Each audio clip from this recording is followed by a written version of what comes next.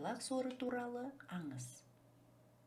Бас қосқандарына біраз жыл болса да, балалары болмай жанарлары жасқа толып, Құдайдан бала тілеумен күндерін өткізген ерлі зайыптылар болыпты. Екеуінің күнделікті тамағы мен киім-кешегін айыру үшін жолдасы ел қатарлы шалқарға ау салып, балық аулайды екен. Баланың зары қинады ма, кім білген? Ойға шомған жігіт көлдің терең жеріне қарай ұзап кеткенін де білмей қалады. Жападан жалғыз кеш арасында көлге шыққан жігітті тұңғиық тартып кетеді. Көмекке келер ешкім жоқ. Қапыда қыршын жас қаза болады. Күйеуінің қайтпас сапарға кеткенін білген үйдегі жұбайы тағдырына талақ айтып, қара жамылып қалады. Құрсақ көтермей бір зарлы, жұбайынан айырылып, екі зарлы болған байғұс елес қуып, жынданудың азақ алдында қалады. Тек бір күні сорлының зары сап тыйылады. Таң ата есік алдына шыққан әйел ботасын емізіп тұрған түйені көреді. Қайдан келгені белгісіз. Өз көзіне өзі сенбеген бейбақ, інгеннің әппақ ботасын аймалап құшып жылай береді.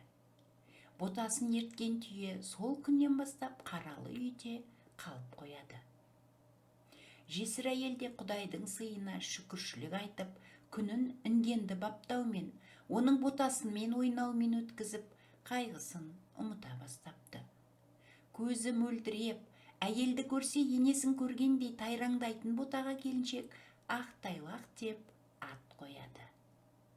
Ауылға балық аулауға келген еріккен бір сарттың құлағына жесір әйелдің үйіне түйе адасып келді деген әңгіме келіп тиеді. Қаңғып келген інгенді менікі деп дау айтпаққа бел буып, арам ойын жүзеге асыру үшін жесірдің үйіне барады. Сен менің малымды ұрладың, сүтімен ботасын пайдаландың деп әйелге дүрсе қоя береді.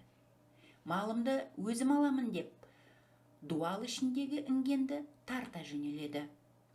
Өмірінде көрмеген, ием деп танымаған бөтеннің бұл қылығына інген де, бота да қарсылық көрсетіп бағады. Әрі тартынады, бері тартынады, еріккен арамсарттан құтыла алмайды. Түйенің қарсылығын көріп, қаралы әйел інгеннің шылбырына жабысады. Сарттың қулығын түсініп, әйел түйе мен ботаны алып қалудың амалын жасап бағады. Ойлаған ойы жүзеге аса қоймаған соң, сарт әйелді соққыға жығады. Білегінің күші мол сойталдай сарттың тиген жұдырығы келіншекке ажал болып тиеді. Қаншама уақыт бойы тайлағымен өзіне қамқорлық көрсеткен әйелдің жансыз денесін көріп інген бойына қара күш енген кейіпке енеді. Аузынан жыны ағып сартқа тап береді. Тісімен қыршып, алдыңғы аяғымен тарпып, сартты құлатады да, өзі бар салмағымен оның үстіне құлап жан шыған екен. Сол жатқаннан түйе тұрмайды. Адамның опасыздығынан зар тұтып жатқан енесін көрген бота да інгенмен қатарласып жатып қалады. Иесінің мәйітін келген адамдарға бермеген екен жануар. Өзі де, ботасы да оларға қарсылық көрсетіп, тірі жанды жақындатпапты.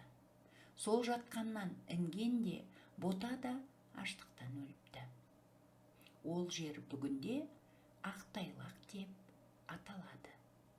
Міне, ақтайлақ туралы, ақтайлақ соры туралы аңыздың мазмұны осындай.